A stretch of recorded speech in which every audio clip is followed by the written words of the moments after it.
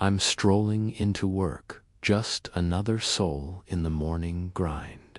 When suddenly I'm swarmed by security like I've committed a crime against humanity, all because I dared to press the wrong elevator button in the building where I actually earn my paycheck. Apparently, punching a button without clearance is now a capital offense. And leading the charge is a glitter-dusted warrior on a one-woman mission to obliterate common sense.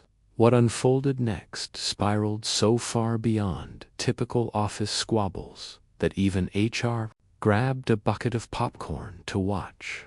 If you've ever crossed paths with a self-appointed rule czar who thinks they're the FBI's secret weapon, you won't want to miss this. Drop a comment below if you've encountered someone who turned workplace chaos into an Olympic event. It was 8 a.m. on a Tuesday morning when my world tipped into absurdity in the most unexpected way.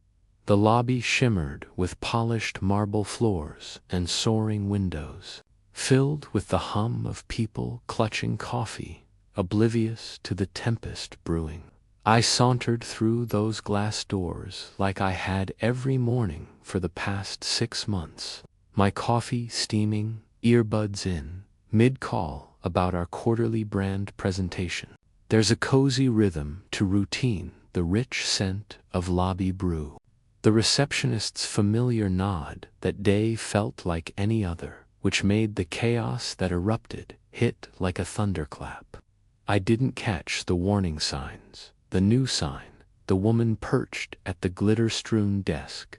I walked right into the trap, blind to the storm ahead. Which city of the United States are you watching from? Drop a comment and share with us if you have any confrontation with the HOA. Will narrate your story on our channel. That's when I first noticed her, Katie Clark, sat behind a desk so glittery it looked like a craft store had exploded. She had just finished hanging a new sign that read, "Approved Elevator Access Only," issued by K. Clark in Comic Sans font, because apparently even her typography choices screamed middle management power trip. The woman herself was probably in her late 30s, with helmet hair that hadn't moved since 1985, and a smile that could freeze hell over. "Excuse me," she called out, in that sickeningly sweet voice that immediately put me on edge. "I don't believe you have authorization to use that elevator." I pulled out one earbud, still juggling my phone call, and gave her what I thought was a polite nod. "Sorry, I'm Ethan Caldwell from the brand department. I'm just heading up to 15. I figured that would be the end of it, after all.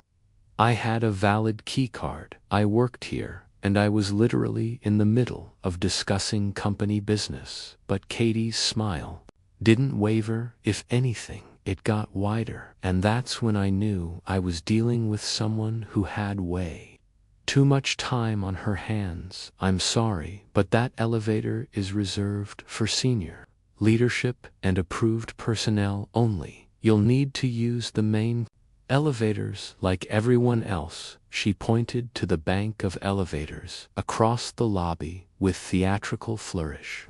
I was still on my call trying to wrap up details about our presentation timeline, so I gave her another apologetic smile and said, "I understand, but I'm running late for a meeting. I'll be more careful next time." Then I did what any reasonable person would do. I swiped my card and stepped into the elevator. The doors were already closing when I heard her gasp like I just committed a federal crime. What I didn't realize was that Katie Clark wasn't just some random administrative assistant with delusions of grandeur. She was the self-appointed head of the building's tenant oversight committee, a position that apparently came with all the authority of a shopping mall security guard and none of the actual training she'd taken. it upon herself to regulate everything from parking spaces to office decorations, turning the simple act of existing in our building into a bureaucratic nightmare, and I had just become her next target by the time I finished my call and stepped off the elevator. 15 minutes later, the damage was already done. As I walked back through the lobby after my meeting, I could see Katie huddled with Greg Sullivan, our head of security, a decent guy in his mid-40s. She was gesticulating wildly, pointing at me, and I caught fragments of words like violation and unauthorized access and needs to be reported, Mr. Caldwell. Greg called out as I approached the exit, his voice carrying that resigned tone of someone who'd rather be investigating actual security threats than elevator etiquette. I need to have a word with you.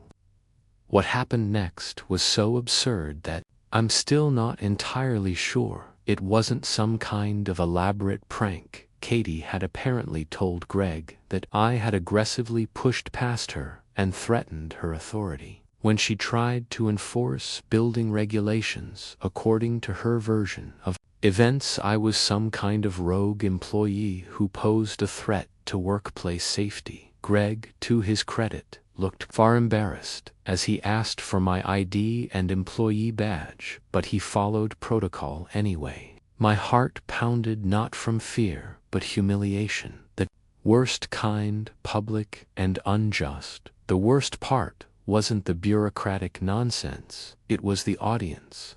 The morning rush was in full swing, and half my colleagues were watching as I got treated like a security threat in my own workplace. I could see Diana Harper from the design department staring in shock, along with a dozen other people I saw every day. Katie stood behind her glittery desk with smug satisfaction, like she'd just solved the mystery of the century. Instead of creating a problem out of thin air, she whispered something to Greg about filing a formal incident report, and I realized this woman wasn't just having a bad day. She was on a mission. As Greg reluctantly took down my information, I caught Katie's eye across the lobby. She was practically glowing with triumph, adjusting her rhinestone glasses and smoothing down her polyester blazer like she'd just won Employee of the Month. That's when it hit me. This wasn't about elevator access or building regulations. This was about power, pure and simple. I had inadvertently challenged her authority by not treating her like the building dictator she clearly thought she was, and now she was going to make me pay for it. Little did I know, this was just the opening move in what would become the most ridiculous workplace war I've ever been part of. The elevator incident should have been a minor workplace annoyance, the kind of story you tell at happy hour and forget about by the weekend, but Katie Clark had other plans. As I discovered over the next few days, she had turned building management into her personal kingdom, complete with regulations that would make a prison warden jealous. Diana filled me in on the details when we grabbed coffee later that morning. "Ethan, you have no idea what you've walked into," she said, stirring her latte with nervous energy. "That woman has been terrorizing this building for months. She's got rules about everything. Which parking spots you can use, what kind of decorations are allowed on desks, even what temperature the lobby should be kept at. People are afraid to sneeze wrong around her." Diana had been working in the design department for 3 years, and she'd watched Katie's rise to power with horrified fascination. She used to run an event business. Now she runs everyone else's life. What Diana told me next made my blood run cold. Katie had already sent an email to Miranda Thompson in Human Resources describing me as a disruptive employee who refuses to follow basic building protocols and may pose a security risk. According to Katie's email, I wasn't just a policy breaker. I was a lurking threat, a danger to women, a disruptive presence. I couldn't believe what I was reading. She was rewriting reality. It was a masterclass in workplace manipulation, taking a minor elevator mix-up and turning it into a narrative about workplace harassment and safety concerns. Miranda, who was known for taking a very cautious approach to anything that might reflect poorly on the company, had apparently taken the complaint seriously enough to schedule a meeting with me for the following day. The message was clear. Katie wasn't just trying to embarrass me, she was trying to get me fired. What made it even worse was watching how quickly the story spread through the office.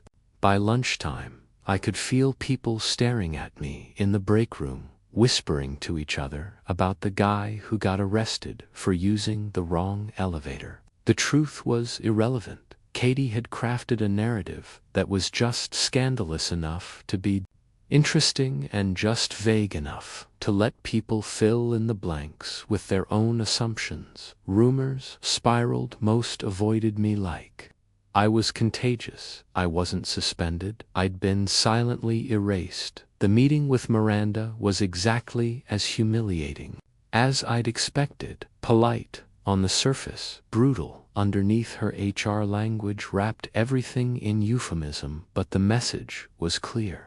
I was the problem, and the company was protecting itself. We take workplace safety very seriously here at Pinnacle Solutions, she said, reading from what was obviously a prepared script. We understand that adjusting to building protocols can be challenging. It's important that all employees demonstrate respect for our administrative staff and building management procedures. The worst part, she couldn't even tell me what I'd done, just HR jargon about perceived threats and workplace climate. I told her the truth, that I used the wrong elevator while discussing branding strategy, and she blinked like I was speaking a foreign language. For a second, I wondered if even I had imagined it. That's how cleanly Katie had rewritten reality. What mattered was that a complaint had been filed, and the company needed to take appropriate action. The appropriate action, it turned out, was a 1-week suspension without pay, while they investigated the incident and developed appropriate remedial measures. As I cleaned out my desk that afternoon, trying to ignore the stares and whispers from my colleagues, I realized that Katie had played this perfectly. She'd turned a minor workplace interaction into a major disciplinary issue without ever having to prove that I'd actually done anything wrong. The suspension would go on my permanent record, torpedo my chances for the promotion I'd been working toward, and establish a pattern of problematic behavior that would follow me for the rest of my time at the company. Even if I managed to keep my job, everyone would remember me as the guy who got in trouble for harassing the building management lady.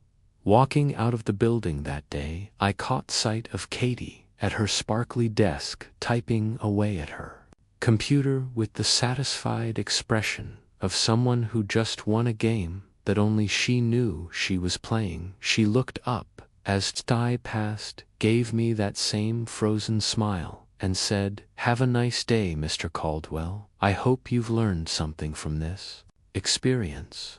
The way she said it made it clear that this wasn't over. This was just the beginning. She'd found her target, and she was going to keep pushing until she either destroyed my career or I found a way to fight back. As I walked to my car in the parking garage, my hands shaking with a mixture of rage and humiliation, I made a decision that would change everything. I was going to figure out who Katie Clark really was, and I was going to find a way to beat her at her own game. My week of suspension should have been a time to cool off, and figure out how to move forward professionally. Instead, it became a crash course in corporate espionage, courtesy of Diana Harper and her network of disgruntled office workers who were just as fed up with Katie's reign of terror as I was. Diana texted me on Wednesday with information that made my blood boil. Katie was hosting a security training session in the main conference room, supposedly to educate employees about building safety protocols and how to identify potentially dangerous behavior in the workplace. The real purpose, according to Diana's sources, was to use my case as an example of what happens when employees don't respect authority. Katie was going to turn my humiliation into a teaching moment for the entire company. You have to see this, Diana whispered when she called me that evening. She'd managed to sneak into the back of the conference room during Katie's presentation, recording bits and pieces on her phone. She's got this whole slideshow about identifying threatening behavior and maintaining workplace security. She's showing security footage of you in the lobby, but Ethan, something's not right about it. The timestamp looks weird and the angle doesn't match. What I remember from that morning, Diana sent me the video clip she'd captured, and what I saw made my stomach drop there. I was on the security monitor, but the footage had been edited to make it look like I was lurking around the lobby, staring at Katie's desk and generally acting like someone with malicious intent. The clever part was how Katie had spliced together different moments from my normal routine over several days, creating a narrative where I appeared to be stalking her or casing the building for some nefarious purpose. It was like a horror montage of office life, clips of me walking, checking my phone, waiting near elevators, cut and twisted to tell a lie. It wasn't slander, it was video, weaponized into fiction. To anyone who didn't know the context, it looked genuinely concerning. The timestamp in the corner showed the date of our confrontation, but the lighting was wrong. My clothes were different, providing clear evidence of her deception. What really got to me was watching how the audience reacted. These were people I'd worked with for months, colleagues who knew me as the guy who brought donuts to team meetings and stayed late to help with presentations. But as they watched Katie's carefully crafted montage, I could see doubt creeping into their faces. Edited footage is terrifying. Truth doesn't matter when the story looks convincing. Katie stood like a prosecutor, building her case on my suspicious behavior. You can see here how the subject repeatedly violated building protocols, Katie explained in the video. DA captured using a laser pointer to highlight my movements on the screen. Notice the pattern of territorial behavior and the aggressive body language when confronted with appropriate authority. This is exactly the kind of escalating threat that our security protocols are designed to identify and neutralize. The way she talked about me, like I was some kind of criminal mastermind, instead of a guy who'd used the wrong elevator, would have been funny if it wasn't destroying my reputation in real time. Several people in the audience were taking notes, nodding along as Katie explained how my case demonstrated the importance of strict adherence to building management procedures. But here's where Katie made her first real mistake. In her enthusiasm to paint me as a threat, she'd gotten sloppy with the evidence. Diana noticed it first. The timestamp on one piece of footage showed a date from 2 weeks before our actual confrontation.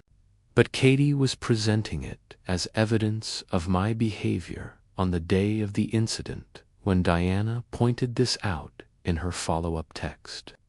I felt the first spark of hope I'd had in days. If the footage was fake or manipulated, then Katie had just committed the kind of fraud that could get her fired. and possibly arrested. The answer came from an unexpected source, Greg Sullivan, the security guard, who'd been forced to escort me out of the building, had apparently been having second thoughts about the whole situation. According to Diana, he'd been asking questions about the security footage, trying to reconcile what he remembered from that morning with what Katie was showing in her presentations. Greg was a 20-year veteran of building security, and he knew the difference between genuine threat assessment and administrative theater. More importantly, he had access to the original, unedited security footage, and he was starting to suspect that Katie had been playing fast and loose with the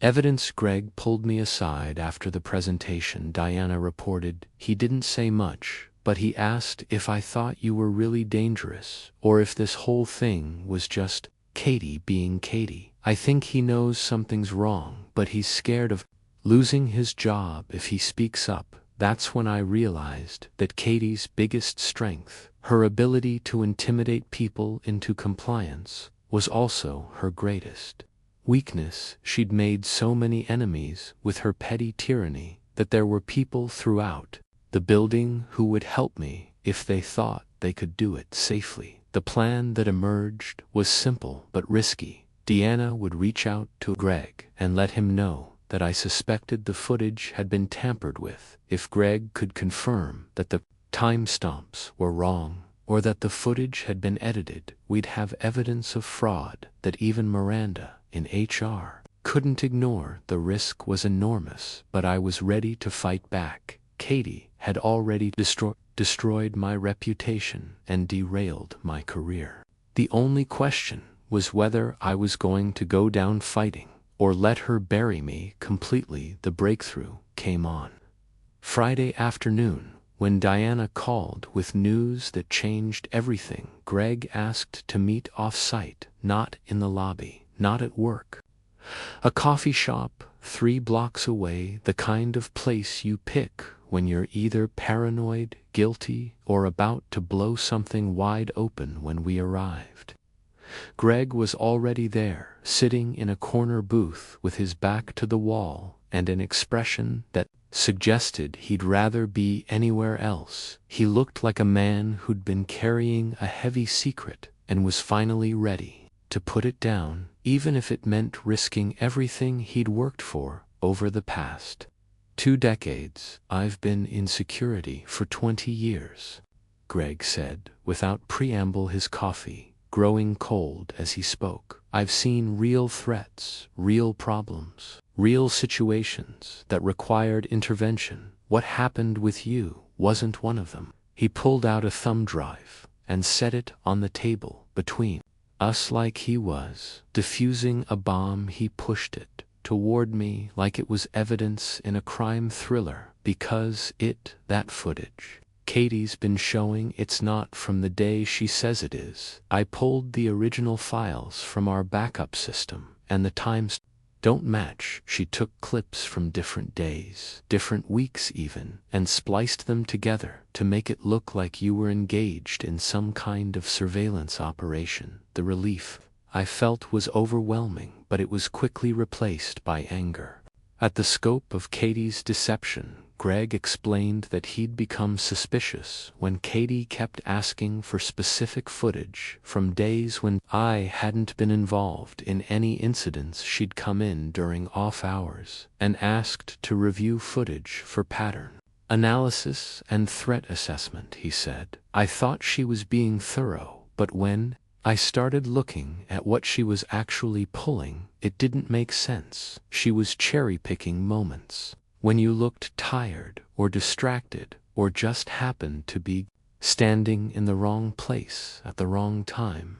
The thumb drive contained the original unedited footage from the morning of our confrontation, showing exactly what had happened. A brief, polite exchange, followed by me using the elevator and going about my normal business. But that wasn't the most damaging evidence. Greg had uncovered the security system automatically logged every time Someone accessed the footage database, including which files were viewed, copied, or modified. Katie's access history showed dozens of sessions where she'd pulled video of me from different days and times, building a library of clips that she could edit together to support whatever narrative she wanted to create. She was building a case against you from the very beginning, probably from the first day.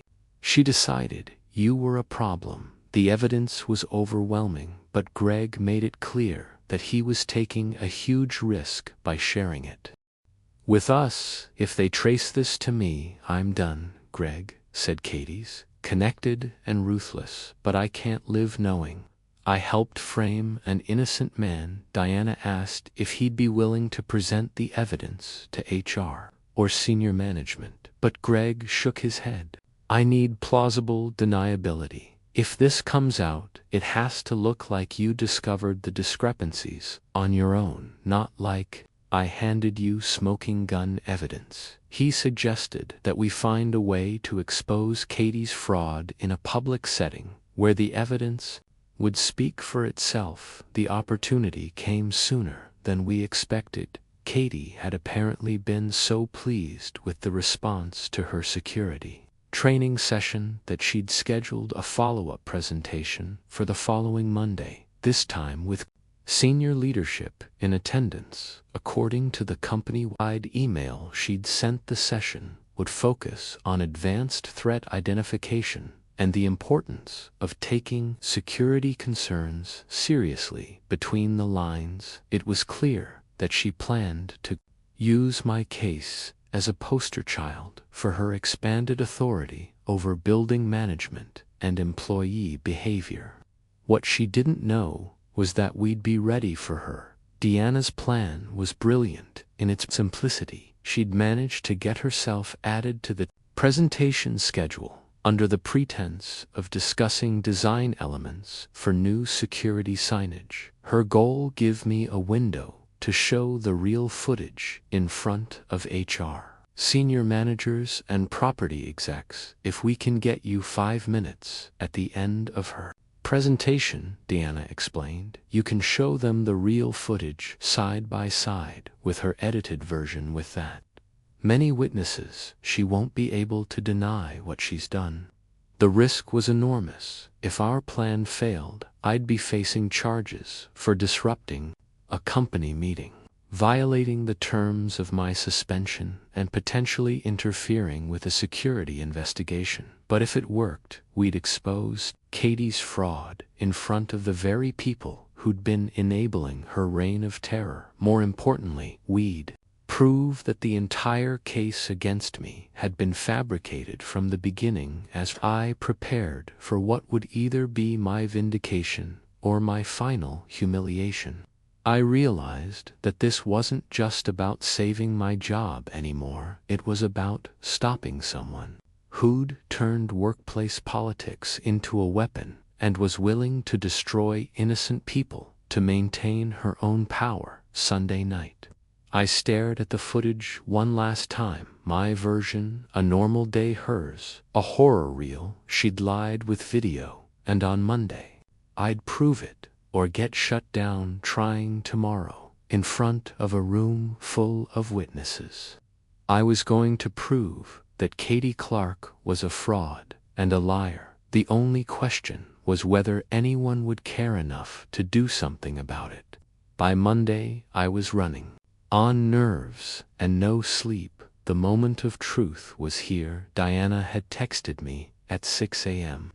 with last-minute details. The presentation was scheduled for 10 a.m. in the main conference room with about 30 attendees, including Miranda, 2 VPs, and the building's property management director. Katie's been setting up since 8. Diana reported she's got a whole multimedia presentation ready, complete with charts and graphs about security incidents. This woman really thinks she's saving the building from a dangerous criminal. The irony wasn't lost on me that the person claiming to protect everyone was actually the biggest threat to workplace safety and basic human decency. The plan was for me to arrive just as Katie's presentation was wrapping up, when Deanna would announce that she had additional relevant information to share with the group. My suspension technically meant I wasn't supposed to be in the building, but Deanna had cleared it with Miranda under the pretense that new evidence had emerged that might affect the investigation. What Miranda didn't know was that the new evidence would completely demolish the case against me and expose Katie as a manipulative fraud. As I drove to the office, my laptop bag containing Greg's thumb drive and my own analysis of the footage discrepancies, I felt like I was heading into the most important job interview of my life. That morning the lobby felt different, sharper, heavier. Katie's glittery desk caught the light like evidence. The elevator that started it all looked oddly innocent. I took the stairs to the conference room level, partly to avoid any chance of running into Katie early, and partly because I needed the extra time to calm my nerves and prepare for what was coming. Diana met me outside the conference room with an update that made my stomach drop. "Houston, we have a problem," she whispered, pulling me into an empty office. "Katie somehow found out you were coming." She moved her presentation time up by 30 minutes and changed the format to include a surprise demonstration of her security protocols. "I think she's planning to have you escorted out before you can present your evidence." This was exactly the kind of tactical maneuvering I'd come to expect from Katie. She was always one step ahead, always anticipating potential threats to her carefully constructed narrative. But Diana had a solution that was risky but potentially brilliant. "The good news is that she's so focused on preventing you from speaking that she's rushed her own presentation," Diana explained. "She skipped her usual careful review process, and I think she's about to make a mistake.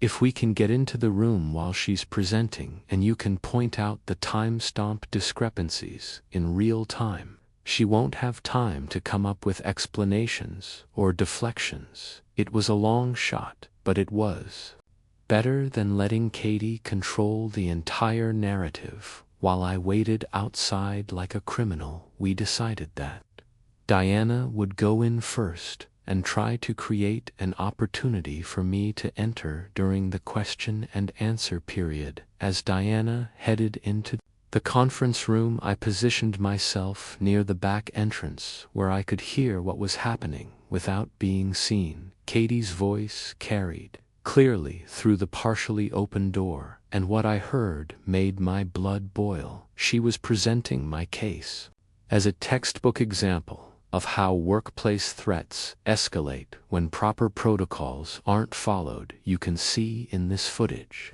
how the subject's behavior became increasingly erratic and threatening over time," she was saying, presumably while showing her edited video montage. "This is why it's so important to take these situations seriously from the very beginning before they have a chance to develop into something more dangerous." The audience was asking questions, and I could hear Miranda's voice expressing concern about whether the company's current security procedures were adequate to identify and handle similar threats in the future.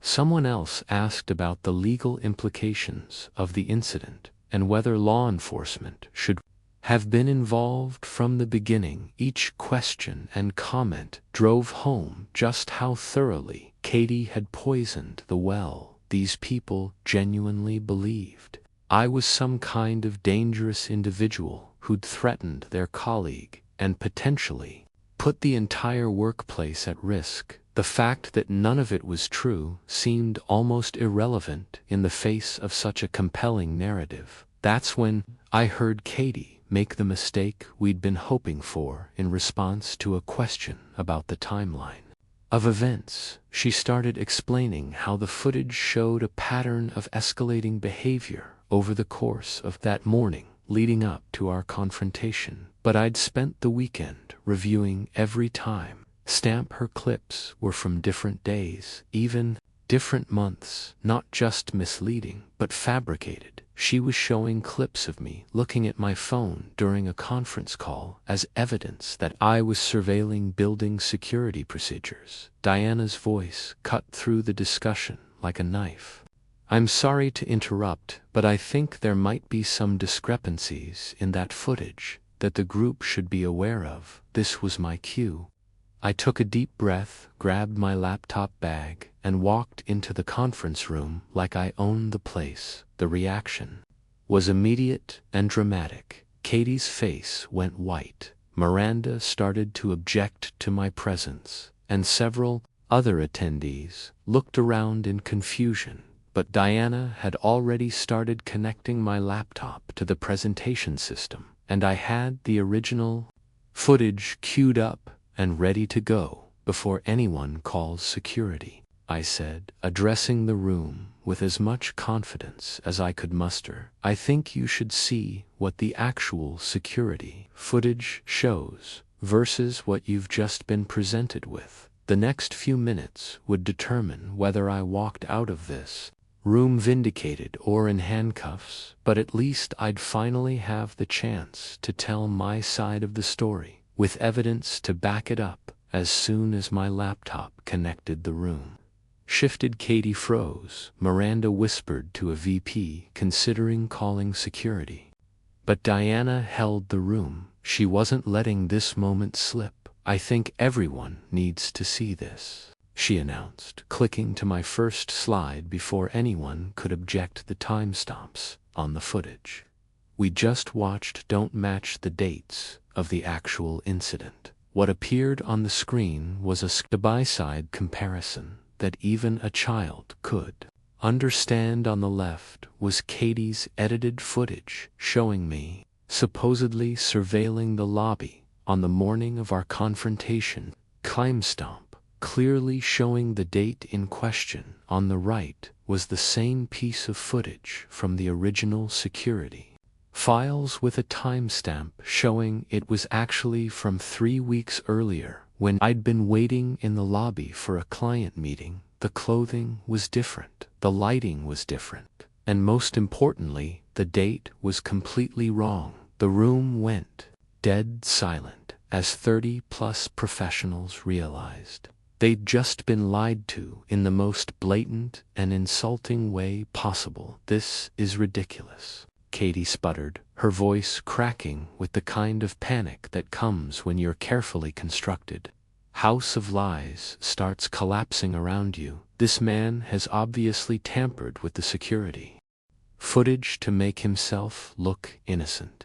He's probably been planning this deception ever since he was caught engaging in threatening behavior. But her protest only made things worse, because now she was accusing me of the exact kind of evidence manipulation that she'd actually committed. The irony was so thick you could cut it with a knife, and I could see several people in the audience making notes that probably weren't going to reflect well on Katie's credibility. I clicked to the next slide, which showed a detailed analysis of every piece of footage in Katie's presentation, complete with original timestamps and the dates. They'd been accessed from the security database. Every single clip in Ms. Clark's presentation was taken from a different day than the one she claims it represents, I explained, feeling more confident as the evidence spoke for itself. Some of this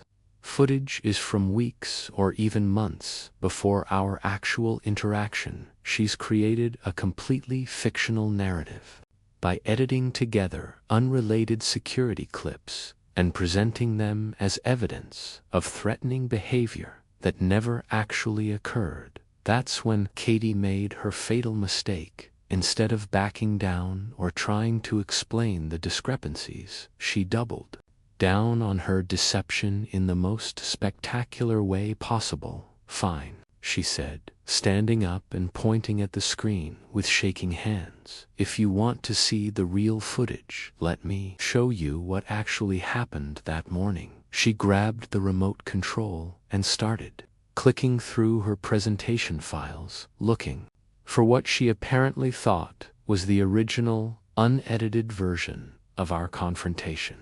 "This will prove, once and for all, that this man is dangerous and should never have been allowed back in this building." What appeared on the screen next was pure gold from my perspective, an absolute disaster from Katie's. She'd accidentally loaded a rough cut of her edited presentation, complete with multiple video tracks, splice marks, and most damning of all, a project timeline that showed exactly how she'd cut and rearranged footage from different sources to create her false narrative. The evidence of deliberate manipulation was right there, for everyone to see. Clips from different days, spliced together, timestamps altered, and sequences rearranged to create the impression of escalating, threatening behavior. It was like watching someone accidentally confessed to a crime while trying to prove their innocence. The room erupted. Miranda was furiously taking notes while whispering to the VP next to her. The property management director was staring at the screen in obvious shock. Several other attendees were pointing at specific elements of the editing timeline and asking each other if they were seeing what they thought they were seeing.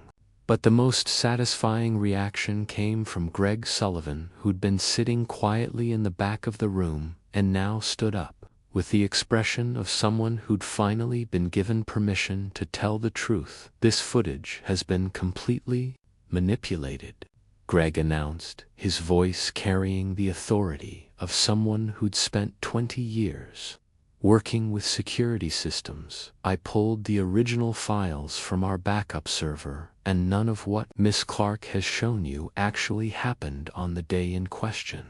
She's been accessing the security database for weeks, collecting footage of Mr. Caldwell from routine harmless interactions, and editing them together to create a false pattern of threatening behavior." The room was dead silent as Greg explained how he'd discovered the evidence tampering and how he'd been afraid to come forward because of Katie's influence with management. Hades' response was to have what can only be described as a complete meltdown. She started shouting about conspiracies and cover-ups, claiming that I'd somehow hacked the security system and manipulated the evidence to frame her. She spiraled fast, accusing Greg of bribery, Diana of conspiracy, and Miranda of negligence. Her delusions were no longer subtle. She had completely lost control. Her need to control and manipulate had driven her to create an elaborate fantasy where she was the heroic protector, and everyone who opposed her was part of some sinister plot. Miranda finally found her voice and did what she should have done weeks earlier. "Miss Clark, I'm going to need you to stop talking immediately," she said, standing up and taking control of the room. "Based on what we've just seen, there are serious questions about the evidence that was presented in Mr. Caldwell's case, and we're going to need to conduct a thorough investigation into how this situation was handled." She turned to me with an expression that was equal parts apologetic and professional. "Mr. Caldwell, please consider your suspension lifted, pending a complete review of these circumstances. We'll also be looking into appropriate remedial measures to address any damage to your reputation or career prospect." "Katie, directly, Miss Clark, effective immediately. Your access to building security systems is revoked, and your position with the Tenant Oversight Committee is terminated. We'll be conducting our own investigation into potential fraud and evidence tampering, and depending on what we find, we may be referring this matter to law enforcement." Katie's face went through about 5 different colors as the reality of her situation finally sank in. She'd gone from building dictator to unemployed fraud suspect in the span of 30 minutes, and it was beautiful to watch as the meeting broke up. People came over to apologize and express their shock at what they'd just witnessed. Diana was practically glowing with satisfaction, and even Greg managed a small smile as he shook my hand and said he was glad the truth had finally come out. But the most satisfying moment was watching Katie gather her things from the conference room, her hands shaking as she tried to maintain some dignity while everyone stared at her like she was some kind of exotic criminal. The woman who'd tried to destroy my career with lies and manipulation was finally getting a taste of what it felt like to be publicly humiliated and professionally ruined. You'd think that watching Katie get fired and humiliated in front of 30 witnesses would be the end of this story, but apparently even complete professional destruction wasn't enough to stop her from trying one last desperate gambit to save face and get revenge. Over the next week, as news of her fraud spread through the building, and then 2 other companies in our business network, Katie apparently decided that if she was going down, she was going to take me with her. What she did next was so petty and vindictive that it almost impressed me with its sheer audacity, even as it made me realize that some people really are willing to burn down the entire world rather than admit they were wrong. It started with anonymous emails sent to every employee at Pinnacle Solutions, as well as my professional contacts and even my family members, claiming that I was a dangerous individual who had manipulated evidence and threatened innocent people to cover up my own criminal behavior. The emails were filled with vague but ominous language about how I'd fooled everyone with fake evidence and how the real truth about my violent tendencies would soon come to light. They came from untraceable emails, but clearly written by someone who knew our office inside out. The second wave of attacks was even more sophisticated. Someone had created fake social media profiles using my name and photo, posting angry rants about workplace harassment and making threats against former colleagues. The posts were designed to look like I had completely lost my mind after being exposed as a fraud, and they included just enough real details about recent events to seem credible to anyone who didn't know the full story. My girlfriend, Sarah, called me in a panic after receiving Facebook friend requests from these fake profiles, and my mother somehow got added to a group chat where someone claiming to be me was making disturbing comments about getting revenge on people who'd wronged me. But here's where Katie's technical incompetence finally caught up with her obsessive need for control and revenge in her rush to create maximum chaos before disappearing entirely. She'd made the same kind of sloppy mistake that had exposed her. Security footage fraud. Deanna, who had become something of an amateur detective since our investigation began, noticed that all the anonymous emails had been sent during specific time windows that corresponded to when Katie had been accessing the building's Wi-Fi network to clean out her office and remove her personal files from company computers. More importantly, the IT department had been monitoring all network activity related to the security footage incident, and they'd discovered that someone had been using Katie's login credentials to access employee contact information and personal files. Even after her termination, the fake social media profiles had been created using information that could only have been obtained from internal company databases, and the timing of the posts corresponded to documented access logs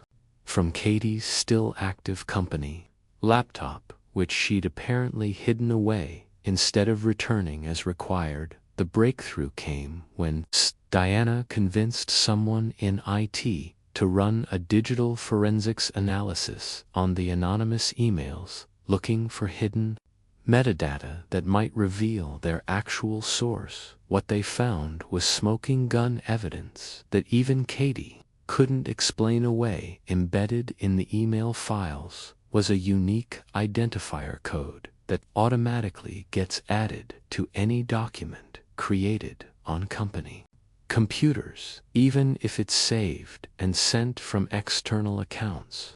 Every single anonymous email contained Katie's employee ID number in the hidden metadata, essentially creating a digital fingerprint that proved she'd created them using company resources. When Miranda called me with the news, I could hear a mixture of amazement and disgust in her voice. "Mr. Caldwell, I've been in human resources for 15 years, and I've never seen anything like this," she said. This woman apparently spent her final days with access to our building, using company equipment to orchestrate a harassment campaign against you. We're not just talking about employment termination anymore.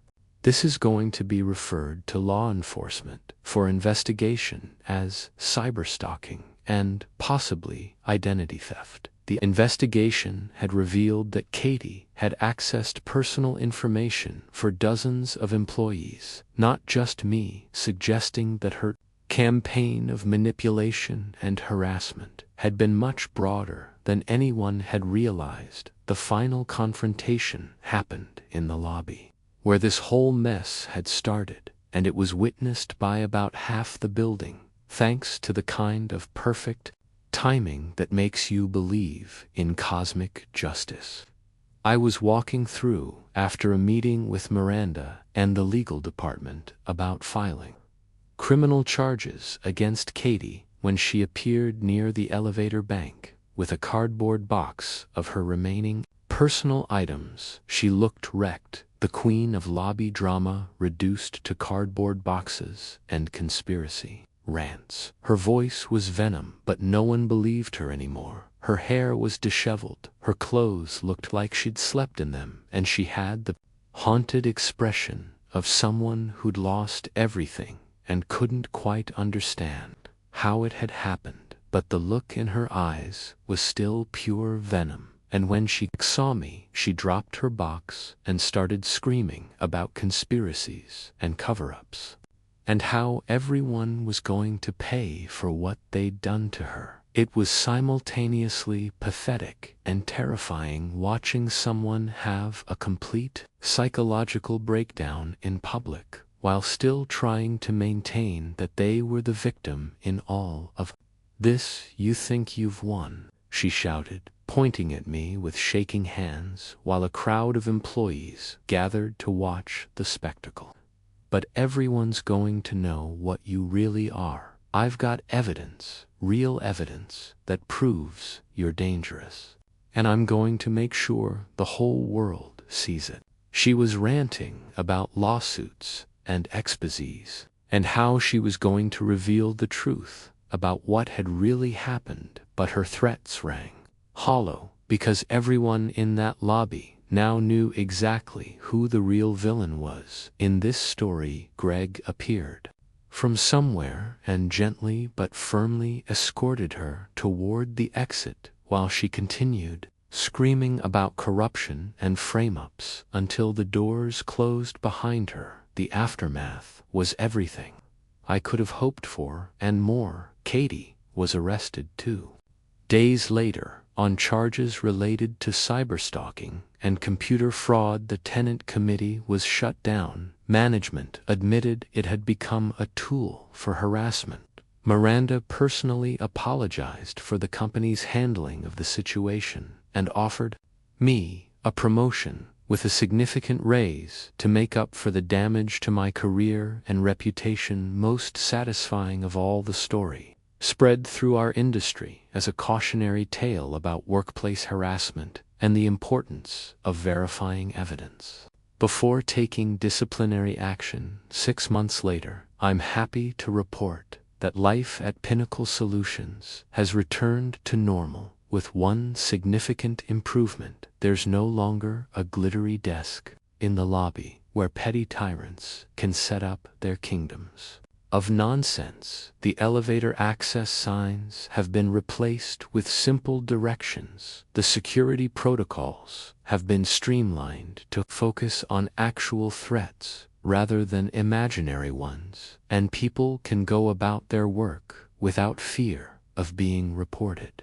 for using the wrong bathroom or eating the wrong kind of lunch at their desk. Sometimes I catch myself smiling when I use that executive elevator, remembering how a simple mistake led to the most ridiculous and ultimately satisfying workplace drama of my career. The moral of this story, if there is one, is that bullies and manipulators can only succeed when good people are too scared or too polite to fight back. Katie Clark's reign of terror ended not because some authority figure finally stepped in to stop her, but because regular employees like Diana and Greg decided they'd had enough and were willing to risk their own comfort to expose the truth. Evil might be banal, as someone once said, but so is the courage it takes to stand up to it. And sometimes, just sometimes, the good guys really do win in the end. Don't mess with the underdog, especially when the underdog has friends, evidence, and a really good understanding of digital forensics. The only thing worse than getting arrested at work is getting arrested by someone who thinks Microsoft Outlook is a personality trait. But the thing about bullies is that they always eventually pick on someone who knows how to fight back. Comment below if you've ever dealt with a workplace Karen like this. I'd love to hear how you handled it and whether justice was as satisfying to watch as